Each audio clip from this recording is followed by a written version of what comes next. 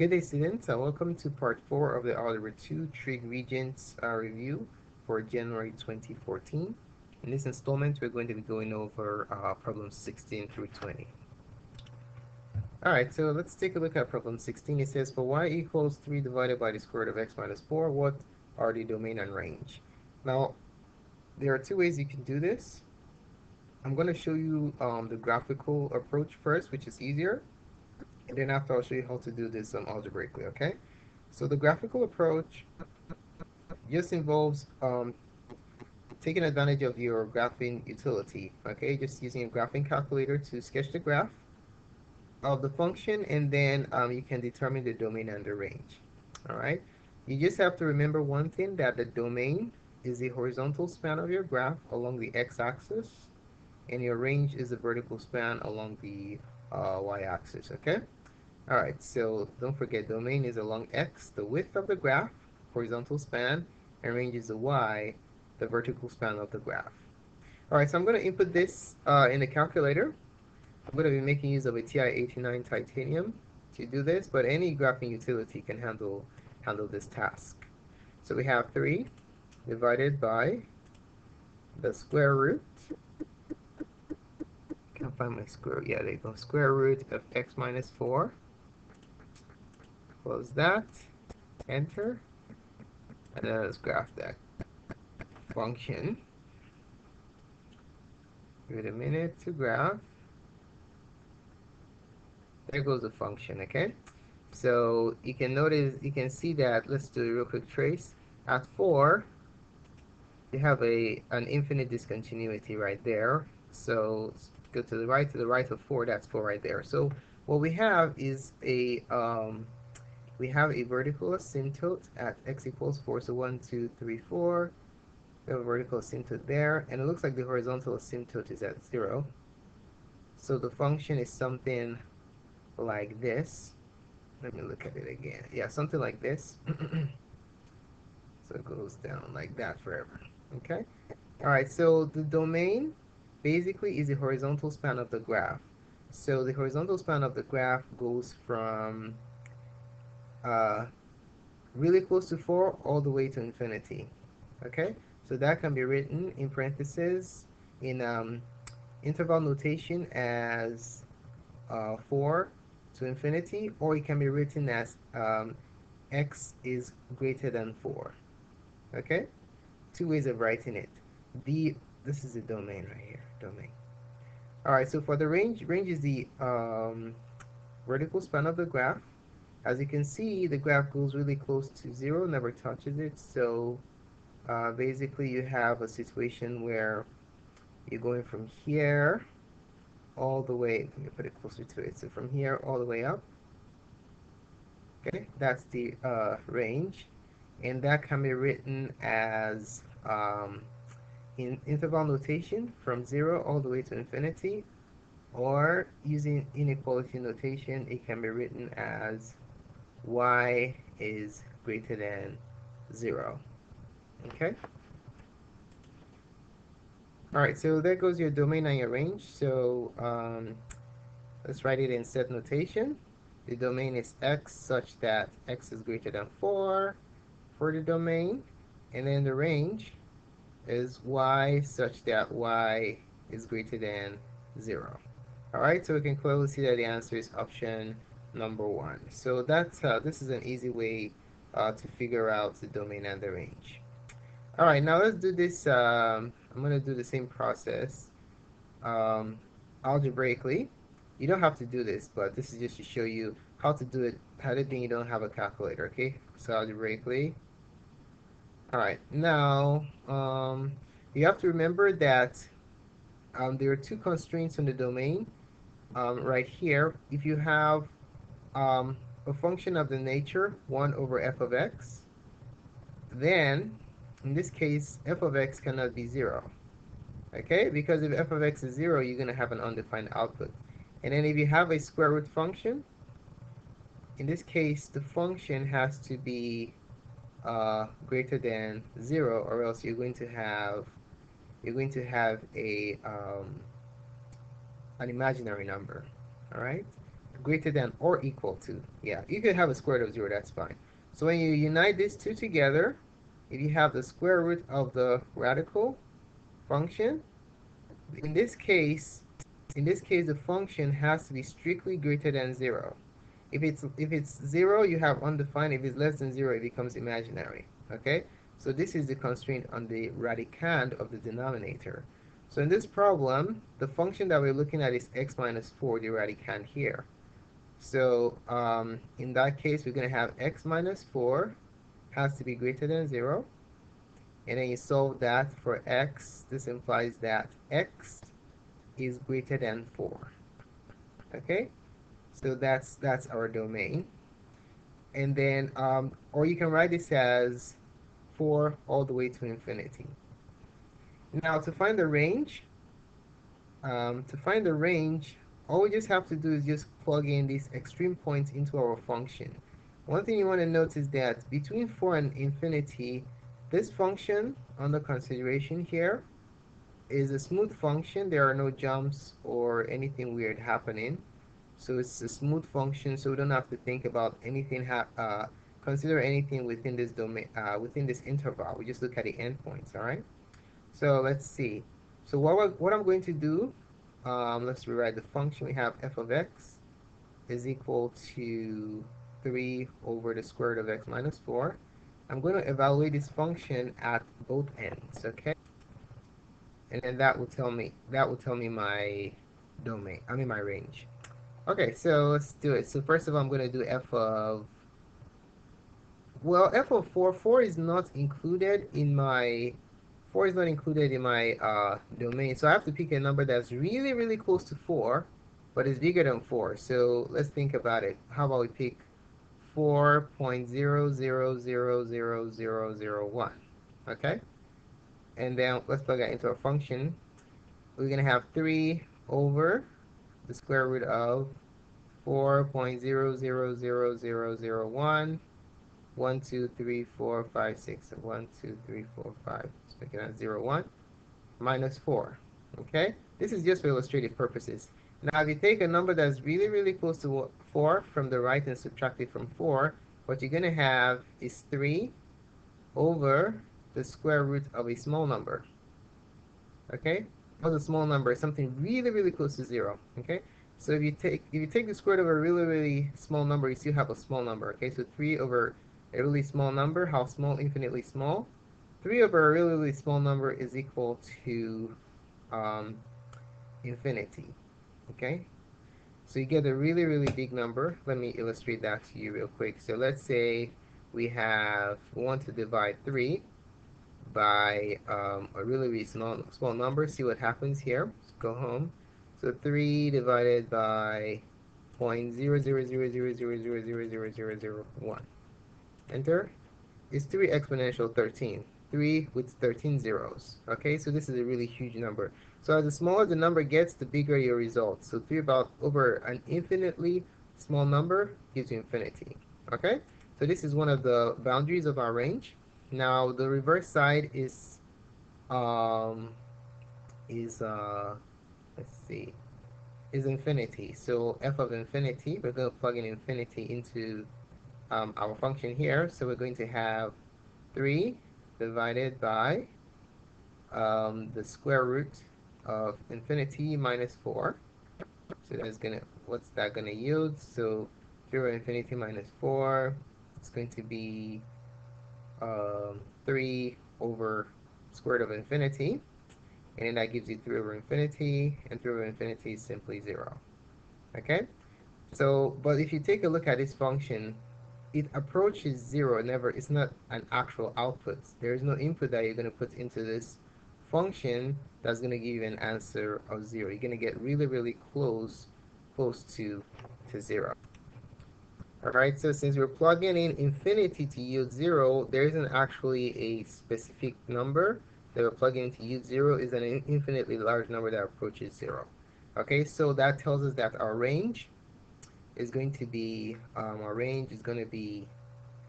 y is greater than 0, or y goes from 0 all the way to infinity. It hits infinity at the lower bound when you plug in 4, a number really close to 4 from the right, and then it hits infinity on the right bound when you plug in, oh,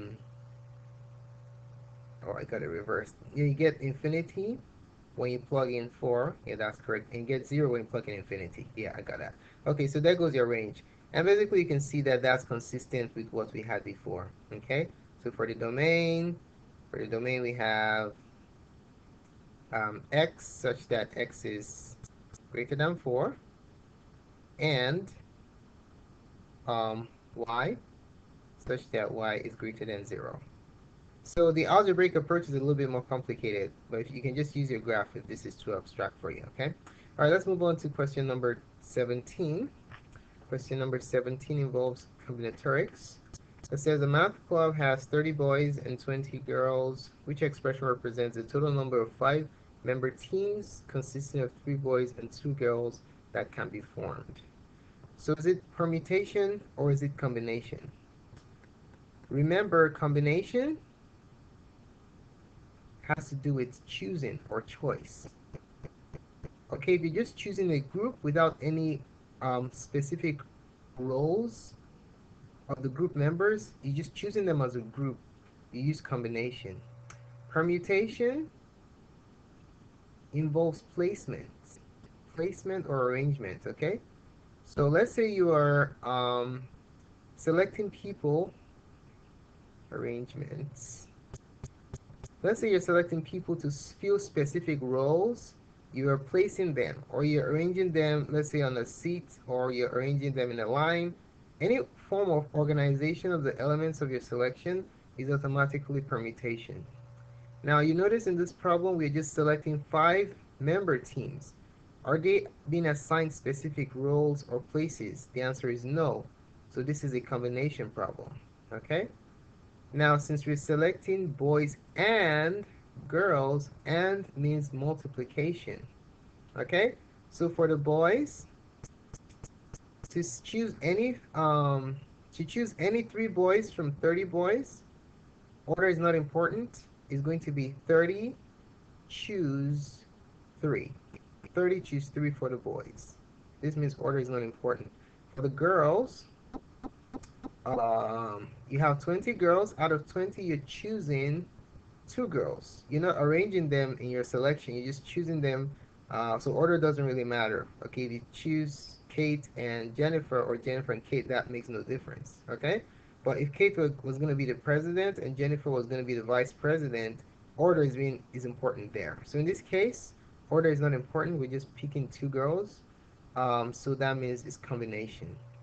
Now, since we're doing boys and girls, we'll simply multiply the 2. So boys and girls means you just find the product of these 2 combinations. 10 choose 3 for the boys times, for and, 20 choose 2 for the girls. Alright, so the answer for number 17 is option number 2. Alright, let's move on to the next problem. It says, what is the product of the roots of x squared minus 4x plus k equals 0 if one of the roots is 7? So what does it mean if the root of a polynomial, if a polynomial has a root? If a number is a root of a polynomial, it means that when you plug in that value into the polynomial, you're going to get 0. Okay? So if 7 is the root, that means if I plug in 7 into this polynomial, I should get 0. Okay, so what we're going to do, we have the polynomial x squared minus 4x plus k equals 0. Now, what we're going to do is we're going to plug in 7 in here into this polynomial function. Let me just put a side remark here. For a polynomial p of x,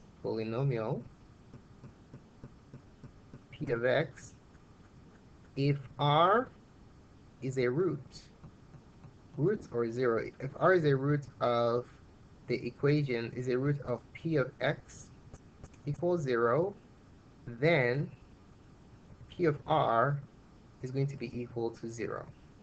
Okay, so what does that mean? If you plug in the root into the function, into the equation, you should get 0. Okay, so let's do that. So instead of x squared, we're going to have 7 squared. We're plugging in the root. 7 squared minus 4 times 7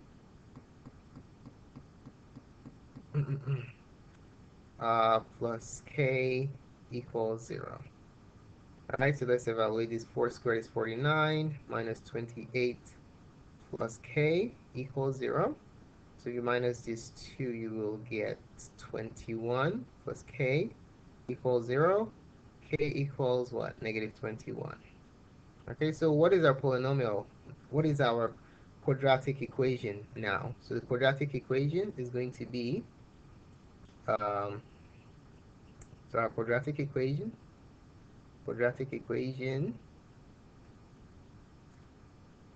is,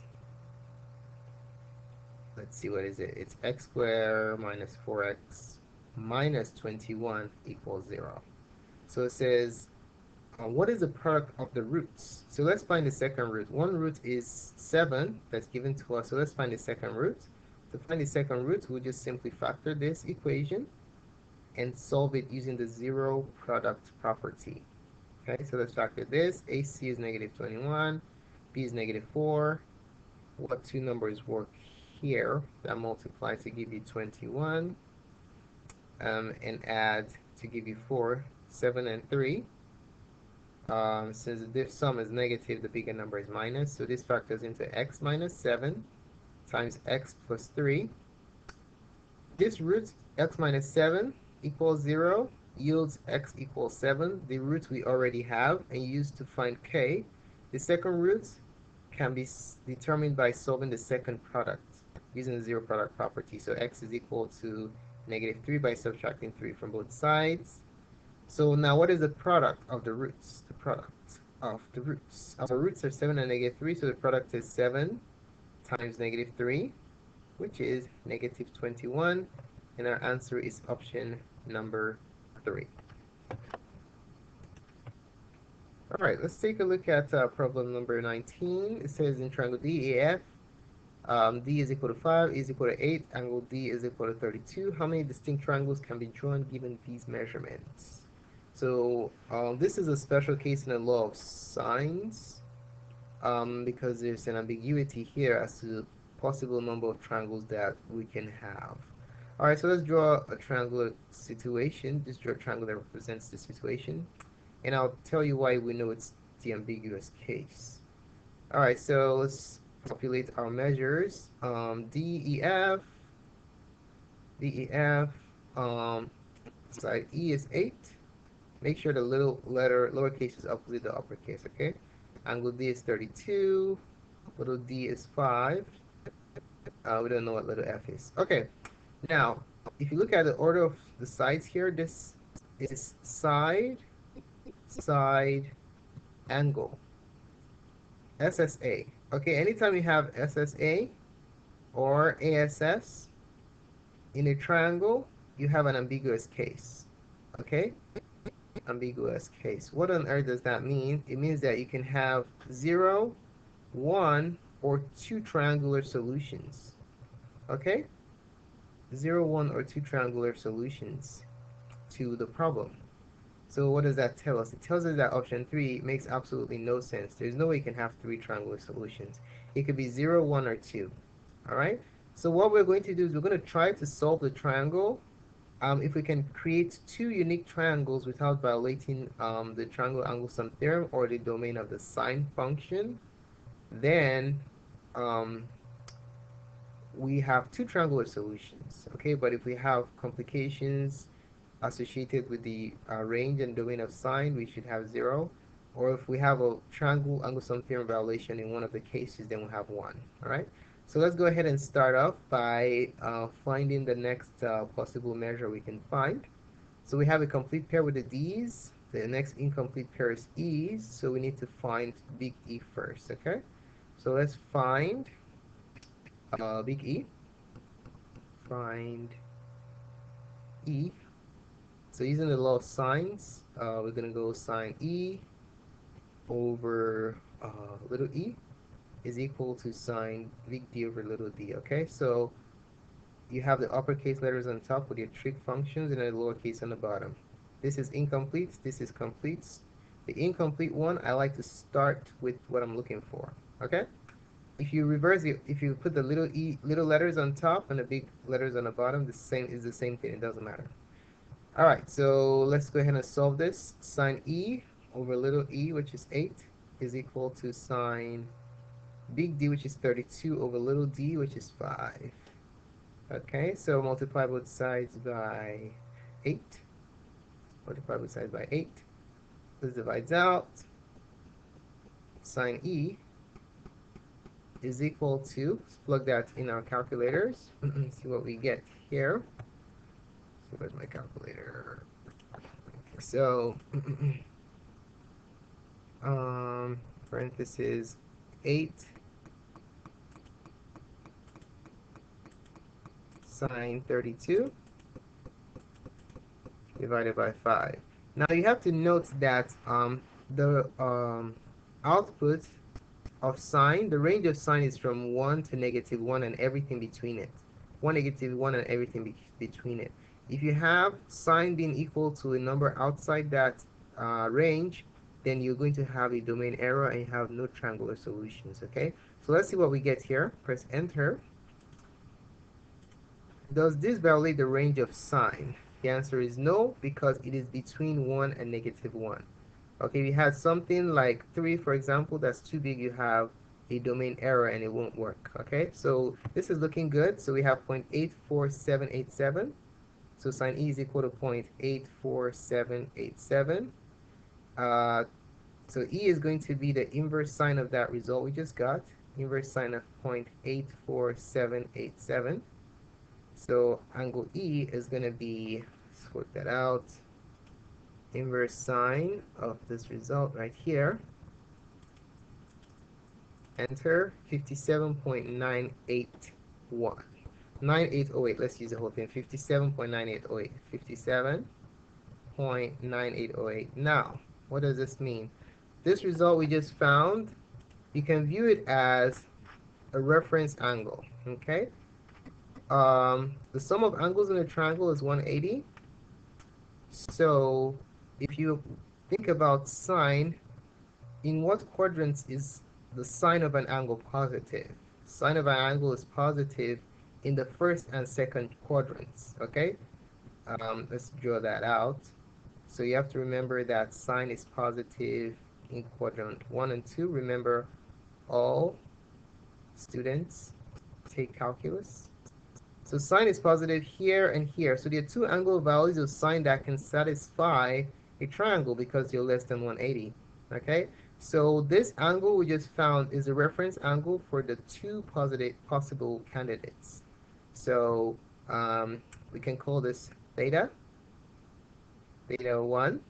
And then this other angle right here, this one is theta 2. Those are the two possible triangles that we can have. Okay, so you can think of it as you have a triangle here, or here, and then you have another triangle. Let me make that one blue. Have another triangle here also. So those two are perfectly fine. But the question is, do the two triangles make sense? That's the question. We don't know. We have to figure it out. Okay, so the angle you got, we can call this theta 1. Call this theta 1. Let me change my color. This is theta 1. So the second angle, theta 2, is the supplement of this angle right here, okay? So theta 2 is going to be, so theta 1 is 57.9808. That is when theta is in the first quadrant. The second case is when theta is in the second quadrant, theta 2. To find that, in that case, the reference angle, this business right here, this will be theta 1. Okay, so theta 2 is basically going to be the supplement of theta 1, which is 180 minus theta 1. All right, so 180 minus 57.9808. All right, so let's go ahead and work out what the value of this measurement is. So 180 minus my previous result. Enter. Enter. 122.019. So the second candidate is 122.009 or 01 degrees. All right, so can these two angles formulate a triangle? Well, let's check it out. So I'm going to draw the two cases and then see if they make sense, okay? I'm just letting the mathematics guide me here, and then if I come up with an answer that makes no sense, then I'll know it's I have a situation. All right, so now we're going to redraw that triangle that we had before. Let me see what it looks like. We're looking for E, okay? So we have one case for E, and then we also have another case for E where E is not that big. So let's make E a little bit smaller. 57, actually. 57 is less than 90 degrees. All right. It's kind of weird, the whole idea of the ambiguous case of sine, where you have two triangles that actually work. Okay, but we don't know if the two triangles work here. We just put in the numbers and see if they make sense, okay? If the two triangles make sense, then we know that they're two triangular solutions. We can guarantee that at least one will make sense. So this is D, E, F. Case 1, let me call D, E, F, D, E, F. All right, so D was 32 degrees. We knew that. And then E was 8. We knew that. And then little d was 5. That didn't change. But what is E? We have two E's. One of the E's was 57. 57.98. And then the other E was 122.01. Now, do these two triangles make sense? Well, how about we find F? If we get a negative F value in any of these cases, then that doesn't make sense. But if we get a positive F value, then that makes sense. Okay, so for F in this case, we're going to do 180 minus 122 plus 0.01 plus 32. Okay, and then in this case, F is going to be 180 minus 57.32. I'm sorry, plus 32. 57.9808 plus 32. So an easy check is, if you add these two, do you get a number bigger than 180? The answer is no, so this should be good. And if you add these two, do you get a number bigger than 180? The answer is no, so that should be good. So since these two answers are positive, then that means that they're two triangular solutions. Okay, so let's just work it out. So I want to make sure you really understand what I'm talking about here. So for the first case, we have, what do we have? Case number, actually this is the second case to be more precise. 180 minus parenthesis, don't forget that, the answer we got before, plus 32, enter. 25.9808. Does that make sense? The answer is yes, because it's a positive angular value. If it did not make, if you get a negative angular value, then it doesn't make sense. Okay. All right, and then the next one we have 180. I have to work that out to get 90.019. Does that make sense? Yes, because it's positive. Okay, so 90.019. So there are two triangles that actually make sense that work here. So we know that there are two triangular solutions. You don't have to solve the problem all the way, okay? This is good enough. So our answer is option number 2. All right, let's go ahead and look at the last one. All right, so this one has to do with statistics, normal distribution. It says, these apply to a college that requires students to score in the top 6.7% on the mathematics portion of an aptitude test. The scores on the test are approximately normally distributed with a mean score of 576 and a standard deviation of 104. What is the minimum score these must earn to meet this requirement? So to do this, you just simply consult your distribution chart in the reference sheet. All right, so this is the normal curve that we're going to be using to solve the problem. So two things you want to note. First thing is the location of the mean. and the standard deviations. Okay, so this is your mean right here. Let's call that mu. And then this is 0.5 standard deviation from the mean. This is 1 standard deviation, 1.52, 2.53. Okay, and these are basically percentages of the population. Now we are aiming for you have to be in the top 6.7%. Okay, so if you look at this chart, it tells you where you're located. Okay, so if you go from here, from here all the way to there, that's 100%. Okay, so that right there is 100% because you have everyone um, being accounted for. Now, if you start backtracking a little bit, if I go from here to here, to this portion right here, I no longer have 100%. I have, what do I have here?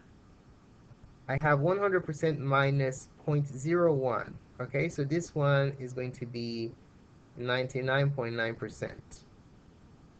Okay, this is 0.01. Let me just jump to make things a little bit faster. What if I jump to this standard deviation right here, to this piece right here? What is that going to be? From here to here, this will be, if you go from here to here, this entire region is going to be 100% minus the sum of these three. Okay, so if you add all these three together, 1.7 plus 0.5 plus 0.1 from here to here, this is going to be, let's see, this is 0.6. So this will be,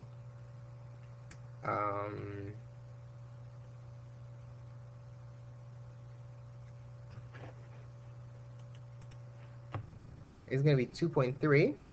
Okay, so this entire population right here, this piece is 2.3%. So this is a top 2.3%. All right, and then if you subtract that from 197, so this will be 97.7%. So this area right here is going to be 97.7%. And then here is going to be 2.3. Well, the problem, what did the problem ask for? The problem asked for 6.7, the top 6.7. So what are we going to do? Okay, we're going to have to go a little bit more. Okay, so how about we go to the next 1.5 standard deviation. So if we start from here, and then we go all the way here, from here to here, to 4 this entire region right here, what percentage of the population do we capture? This entire region right here, let me shade it for you. What population do we capture in all this entire region right there? All we just simply do is add them all up, right? So that's 4 points. We just add 4.4 plus 1.7 plus 0.5 plus 0.1. Okay, just keep adding them until you get here and you get 6.7%. 6.7%. So that's exactly what we want.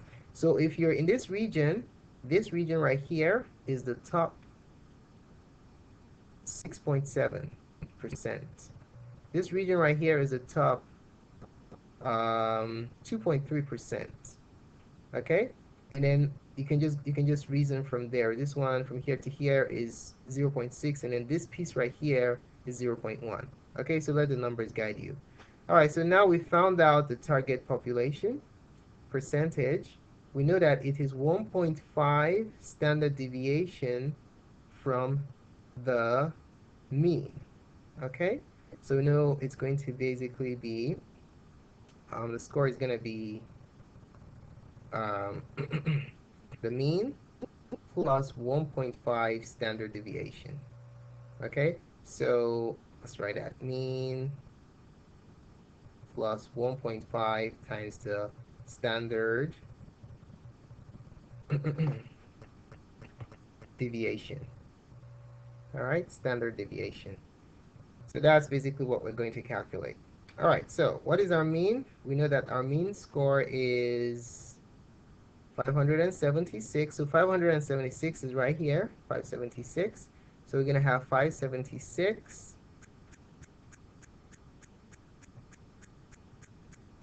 plus 1.5. Where did the 1.5 come from? 1.5 is the percentages, the deviation that takes us to the top 6.7%, right? Times the standard deviation. The standard deviation is 104 times 104. All right? So we just calculate this, and that should tell us what the score is. So let's bring out our calculators and figure out what this is. So we're going to have 576 plus 1.5 times 104, and our answer is 732. Okay, so we can clearly see that our answer is option number 2. Okay, so that's that.